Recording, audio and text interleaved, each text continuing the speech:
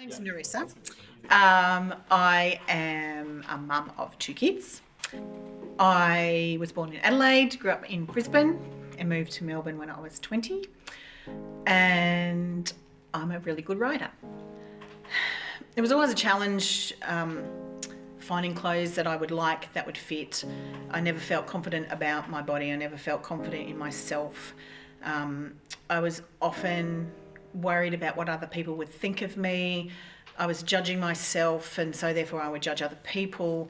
And yeah, I was very, very insecure. I've been training with Mel for a number of years, so before Imani Fitness was even born. So I was with Mel, and when I first found her, I was obviously wanting to do the usual, like, you know, get fit, lose weight, look good, fit into clothes that I want to wear. And so, yeah, I trained with her for a number of years, and then things progressed into Imani Fitness, and so I've stayed about, and because you know, Imani is different to anything else that I've tried. I've tried so many other things, and Imani is what's actually getting me some results. It's kind of like having free counselling. So when we have our consults, you know, we'll talk about what our habits are and where we're at in our mind, and what we're struggling with, and really digging deep into why we're thinking a certain way, what is holding us back, what is the next step we need to do. So there's no more guesswork. So I get given, and everybody will be given certain things to do, and it's all individualised according to where you're at, according to what your goals are, according to your habits, or your background, or whatever it is. So I'm certainly feeling more confident. I've discovered who I am, and I've learned that I'm a pretty cool person. I never really liked myself before, so I've learned who I am, and I've learned to love myself. I'm feeling less panicked about getting results, because I know that if I do what I need to do, then the results will come. So I'm a lot calmer. There's a lot less noise in my head about what I should be doing or shouldn't be doing, because I just follow what the prescribed program is for me. I am feeling stronger. I've got more muscle. My body has changed. I go to sleep like within 2 minutes, and I sleep soundly all night. I can get up at 4 every day, have plenty of energy. I'm very productive. My business is more successful because I'm feeling more confident about who I am and what my worth is. So that's translated into my business. And my business growth this year has been amazing. So I don't think that's coincidental.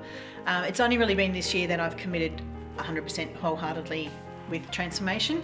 I have been exposed to transformation before, but I wasn't in a place where I was ready to do what it took. So I would pick and choose what I wanted to do. I wasn't accountable. I wouldn't blackmail myself. I wasn't willing to identify my habits that were holding me back.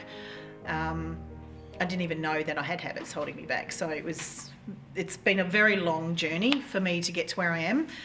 But in the last 10 months, I've had more progress and more growth than I had in the 4 years previous. For me, I've always been a dieter. So there was always, what's the next fad? So it might have been Weight Watchers, or it might have been counting calories, or calories in, calories out. It might have been shakes, or it might have been whatever was going on, diets from magazines. And so I grew up with a lot of noise and a lot of information that conflicted one another. And so for a long time, I thought that I could piece together certain parts of it and make it into something that would work. It got to a point where none of that was working, because either my metabolism was in such a bad way from dieting all the time, and because my mind and my habits were not going to support any progress, I suppose. So whatever progress I made would not be sustainable, because I hadn't changed my actual habits and belief and mindset. Well, all the stuff before was about very much dieting and starving yourself or over-exercising, and the focus was always on food and exercise. With Imani, we do exercise and we do eat, but we eat lots of food. Like we don't deprive ourselves. We eat lots and lots of healthy foods that's going to support our body and what our body needs to either repair itself so it will function better, so it will look better, and so we will feel better. Imani also addresses your habits, and so that's probably for me the key thing that has worked, is that this year I have finally been able to address the habits that were holding me back.